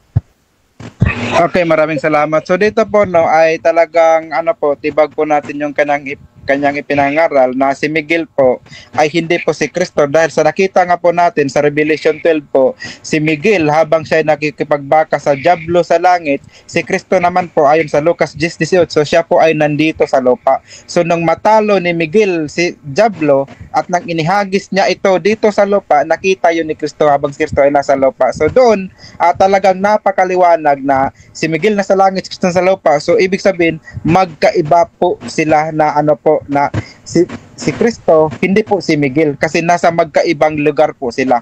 At saka ang dapat po nating makita nasa 10:13, si Miguel sa kanyang pagiging sabi pinunong prinsipe ay hindi po siya nag-iisa sa kalagayang iyon, kundi marami pong iba na kapareho niya. Kaya nga sabi, diba, isa sa mga. So hindi po siya nag-iisa, samantalang ang ating Panginoong Kristo hindi po ginamit sa kanya yung agilos, bagamat si Kristo ay mensahero o pinadala ng Diyos, iba naman po yung mga binabanggit na agilos, kasi yung mga agilos po, ang sabi Hebreo 13:14, pagpatuloy mo yan, sila po ay sasamba po sila doon po kay Kristo, Hebrews 1:6, walang anghel na sinabihan na anak kita. Ang sinabihan lamang si Kristo lamang, sapagkat hindi nga po siya anghel, at ang lahat ng mga anghel ay paluluhurin sa kanya. So kung si Miguel ay isang uri ng anghel, so maging siya ay luluhod sa pangalang Jesus, Hebrews 1:6, Pilipos 2:10. Kaya diyan po natin makikita ang kaibahan ni Kristo, kasi si Kristo wala pong katulad niya, dahil siya po ay nag-iisa, isang bugtong, only begotten Son of God. So yun pong Miguel na maraming kapariha ay hindi po yun akma kay Kristo, kasi si Kristo wala po siyang kapariha. Si Kristo po kumikinang na nung makita ni Daniel ay parang hugis tao din daw. Si Miguel naman po ay hindi po siya hugis tao, kundi katulad ng ibang mga anghel na mayroon po silang mga pakpak at mayroon po silang iba pang mga bahagi, kumbaga, na hindi naman po kawangis ng tao. Ang tanging kawangis ng tao, yun pong anak, dahil yun pong anak ang kinuhanan ng wangis sa atin, nakapareho din naman ng Diyos Ama. Yung mga anghel po, wala ka pong mababasa na sila ay kawangis ng Diyos. Kaya dito, napatunayan po natin, si Miguel ay hindi si Kristo at si Kristo ay hindi po si Miguel. Dahil yun na nga po, no, ang atin pong Panginoong Hesukristo, meron po siyang kaharian na nandoon sa langit, no, John 18:36. Yung mga alipin niya na doon, isa po doon si Arkanghel Miguel na handang makipagbaka sa anumang laban.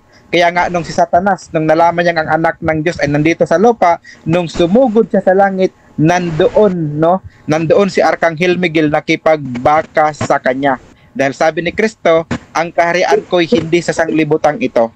Nandoon pala sa langit at doon naiwan ang kanyang mga magigiting na mga makikipagbaka laban sa kung sino mang susugod po doon. So yun po, maliwanag, pagka titingnan mo lang po ng buo, talagang hindi po si Kristo, hindi po siya si Miguel Arkanghel. Salamat po. Meron pang time lapse siya. Ay, kaso, mahaba pa pala.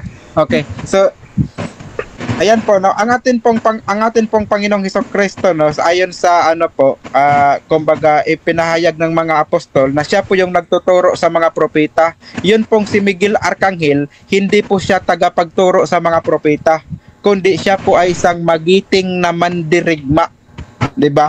So magiting na mandirigma po siya, hindi po siya yung ano po, kumbaga hindi po siya nagbibigay ng mga mensahe sa mga propeta, kundi pakikipagdigma po ang kanyang layunin. Samantalang ang ating Panginoong Hesukristo, no, 1 Peter 1:10-11, siya ay nagpakita sa mga ano po nung una, sa mga propeta nung una, isa na doon si Daniel, para magpahayag sa mga bagay na darating. Diba? At ang isa sa ipinahayag niya yung patungkol kay Miguel Arkanghel. So sana po naging maliwanag po yan sa inyo na maging sa pagbabalik ng ating Panginoong Hesukristo, no, ang magkakaroon po or ang panggagalingan po ng tinig ay hindi po si Kristo kundi yun pong mga anghel, no. Mateo 24:30-31 ang magpapatunog, no, yun pong mga anghel, isa na po doon si Miguel. So hindi po si Kristo. Okay, so dyan nagtatapos ang final conclusion ng ating negative. Dako naman tayo sa final conclusion ng ating affirmative sa kanyang pinatutunayan na ang titulong Miguel Arkanghel ay sumisimbolo kay Jesus. Brother Denmar ng SDA, your time start now. Okay, isa po mapagpalang gabi po sa inyo lahat, mga kapatid, no? Mula po umpisa hanggang dulo talaga, umamin talaga si Samuel. Ang kasamaan, sabi niya, si Jesus daw ay Arkanghel. Tapos, unboxing. Ngayon, mga kapatid, no? Maliwanag po talaga na strawman fallacy ang ginagawa ni Samuel. Bakit to strawman fallacy? Kasi isipin nyo, nalilito na siya. May dalawa palang anghel. Anghel sa kalagayan, anghel sa tungkulin. Ang gusto niya, palukurin niya yung archangel kay Jesus. Samantalang si Jesus nga archangel, so lulod si Jesus sa sarili niya.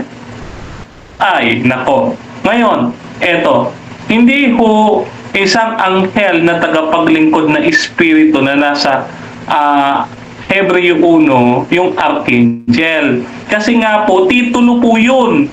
Hindi po yun tumutukoy sa kalagayan. Kaya strawman fallacy. Number 2 fallacy.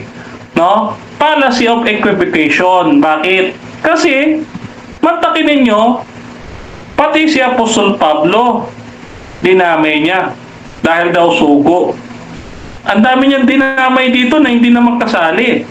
No? Mga propeta, o sino-sino pa yung mga pangalan ng mga anghel na nasa apokryphal ng Romano Katoliko na mahilig magdagdag ng libro sa Biblia. Mga isinumpa. Kasama si Samuel doon sa mga isinumpa. Ngayon, eto, mga kapatid, dito, yung nasa Apokalipsis 12 ay imposible hong naganap sa panahon ng Panginoong Hesus. Ito po ay naganap bago po ang aklat ng Henesis, kung saan ang Diablo at Satanas bumagsak doon sa Hardin ng Eden. Ayun po ang nangyari. No? So, ang pangyayari pong ito ay natapos na bago pa po ang paglalang sa tao. No? So, bumagsak si Satanas sa lupa, no? Inihagis dito, nadatnan sa Hardin ng Eden. Yan po ang kwento po niya. Kaya ngayon, sino ho ang nagpatalsik kay Jesus, kay Lucifer, si Jesus. No, dahil siya po ang archangel, no, na nag-utos sa mga anghel. Yan. Wala pong iba yan. Who is like God? Sino ang kagaya, kawanis, katulad ng Diyos? Wala pong iba kundi ang ating Panginoong Jesus. Colossus 1:15. No? Wala hong ibang kalarawan ng Diyos kundi si Jesus. Kaya nga Miguel. No? Yan. So, mga kapatid, dito pa, yung pagbagsak dito ni Satanas sa Lucas 10, no, ay isinasalaysay ni Jesus kung paano niya pinatalsik si Satanas bago pa ang paglalang ng tao. Kasi kung ito'y nangyari sa panahon ng Panginoong Jesus, sino pala yung bata na pinanganak dito sa 5, sa Apokalipsis 5, na maghahari sa lahat ng mga bansa na may panghampas sa bakal, na tatawaging prinsipe at ang pamamahala iaatang sa kanyang mga balikan. Walang iba kundi si Jesus ito. Pinapanganak pa lang si Jesus ito eh. O dito, sa sumunod na talata, nakipaglaban si Miguel. Sa madaling salita, lumaon ng panahon, siya'y gumanak bilang Miguel. Yung batang ito na ipinanganak, siya ay si Miguel. Oh. Diba? Siya ay isa pang pangalan para sa ating Panginoon Jesus. Kung meron siyang Kristo na ibig sabihin ay pinahiran, yung Miguel ay titulo o pangalan ng ating Panginoong Jesus, na ang ibig sabihin ay kagaya ng Diyos. No, kaya po mga kapatid, mga kaibigan, na itayo po natin ang ating paksa at maliwanag na natumba, nagiba at gumugulong ang pangtutol ng negatibo. Kaya naman mga kapatid, mga kaibigan, hindi kahit po kayo na kayo po ay magsangguni sa Seventh-day Adventist sa aming website o kaya sa aming mga churches, pinagkakaloob po namin sa inyo ng libre ang aklat ng The Great Controversy. Doon nyo po mababasa ang pagpapatalsik ni Jesus kay Satanas doon po sa langit. No? Doon po yan bago po ang paglalang. Kaya yan po, mga kaibigan, muli po ang hindi pong malitang lingkod, Brother Denmar Santiago, nanaig na naman ang katotohanan. Okay, so dyan nagtatapos ang ating debate between Seventh-day Adventists and MCGU, mga kapatid. At before natin i-end yung ating live, siyempre gusto ko muna kayo magpasalamat. Unahin natin si Brother Denmar, bro. Salamat, bro. Okay, yeah. Okay, maraming salamat unang-una sa ating Panginoon na walang hanggan, maibigin at maawain ang nag-iisang Diyos sa tunay, ang Ama, ang Anak at ang Espiritu Santo, na siyang gumagabay sa atin parati at nagbibigay ng kaalaman sa atin para maipatangkol natin ang katotohanan ng salita ng ating Panginoon. At gayon din ay maraming salamat kay Brother Rasha, ang ating live streamer, recorder, at moderator, pambansang moderator po yan at SDA manager, non-SDA manager namin, si Brother Rasha Vistano. At maraming salamat din kay Brother Samuel na nag-try, trying hard, na ating kaibigan, Brother Samuel. No? Ayan. So I miss you kasi una naming debate, mga kapatid, ay nung ako ay Roman Catholic. Ayan. So ikalawa na ngayon, at sana'y masundan pa. No? So yun, maraming salamat po sa mga sumusuporta sa akin at mga basher natin diyan po sa Facebook at YouTube. No? Masaya po ko yung kahit yung mga basher natin din ay mga Adventist din. No? So kayo po ay aking iniiwanan sa mapagpalang kamay ng ating Panginoon. Panalangin niyo po ang inyong pumalit na lingkod na mag-improve po sa ating ministry ng Panginoon. Kayo ay manghawak sa misteryo ng ating pananampalataya. Si Jesus ay muling nabuhay. Si Jesus ay namatay. Si Jesus ay muling nabuhay. At si Jesus ay muling babalik sa wakas ng panahon. Kaya kapatid at kaibigan, maganda ka na dahil si Jesus ay malapit na dumating. Pagpalain po kayo lahat ng ating Panginoon. At muli, may nabasa po ko post ngayon lang. No? God bless kay Brother Prince Asube mula sa Roman Catholic. Pabalik na siya sa Adventist, mga kapatid. So yun po, God bless sa inyo lahat, mga kaibigan. Okay, at syempre yung ating Bro Sam, salamat. Okay, maraming salamat po no, sa biglang paghamon ng debate. Kaya naman po, bilang lingkod ng Panginoon ay handa po tayo palagi no, sa pagsagot no, sa kung sino man pong tututol or question sa ating pinaniwalaan. At ako po ay nagpapasalamat no, sa Diyos sa pagbibigay niya sa atin ng kaalaman no, para may pamahagi din natin naman sa mga tao yung katotohanan ng kanyang salita. Kaya salamat po sa lahat ng mga nanood po dyan sa live, no? Sa mga gusto pang makaalam, kung meron kayong gusto mga konfirmasyon or mga gusto makipagtalakayan sa akin, pwede nyo pa kong i-PM or si Rasya, no? Para magkaroon tayo ng mga discussion din naman dyan sa iba na tumututol or sa iba na gusto pang maliwanagan. Meron din po tayong YouTube. Doon po natin nilalagay ang ating mga records sa ating debate. Ang pangalan po ay Samuel Tahoda, yung pangalan ko po mismo. So search nyo lamang po sa YouTube at doon po lalabas lahat ng mga record po ng debate natin. At doon niyo po malalaman yung iba pang mga bagay na sinasampalatayanan po ng MCGO. So maging ang debate na ito, i-upload po natin doon. Kaya salamat po sa inyong panonood, sa ating butihing moderator, no, Rasha Vista. Salamat po pagka may biglaan talaga na walang kalaban, ako tinatawag mo, di ba? Matik. Sige bro, salamat. Okay, so Rasha TV gusto din magpasalamat sa lahat ng sumusuporta at laging naniniwala pa din sa ating pagmamoderate. Kung gusto nyo sumali sa ganitong gawain, pwede kayo mag-PM sa akin or maghamon man sa dalawang ito kay Brother Denmar. Lagi-lagi ako yung nag-arrange ng mga debate ni Brother Denmar, tsaka kay Samuel na lagi ding ina-accept yung mga hamon, mga kapatid, na galing sa kapag merong nag-PPM sa akin. So maraming pwede nyo akong gamitin, mga kapatid, as a mediator sa inyong pag-usap. Sumasang-ayon na kayo sa lahat ng patakaran dito sa Rasha TV. At please subscribe yung ating YouTube channel, Rasha Debates. Doon ko nilalagay ang mga debate natin. Napaka-fresh pa na YouTube channel. Pero suportahan nyo kung gusto nyong balik-balikan ang mga debates dito. At yung dalawang ito din, meron silang mga YouTube channel. Bisitahin nyo na lang. At sa aking Facebook din, Rasha Vista, mga kapatid. Pwede kayong mag-follow dyan para tuloy-tuloy yung inyong pakikinig sa mga debate araw-araw, mga kapatid. So maraming salamat. This is Admin Rasha ng Rasha TV and we're out.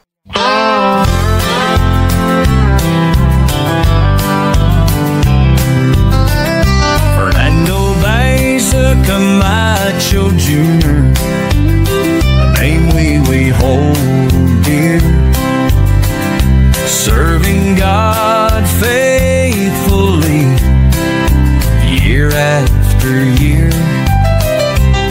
A beacon of hope, shining ever so bright, guiding us forward with all of His might. We stand by His side, a united stand, fighting for truth across the land.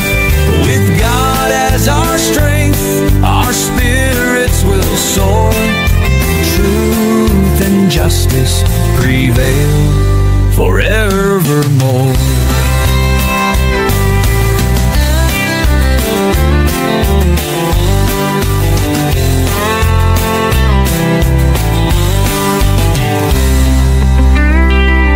We stand by His side, a united stand, fighting for truth across the land. With God as our strength, our spirits will soar. Truth and justice prevail forevermore. We stand by His side, a united stand, fighting for truth across the land. With God as our strength, our spirits will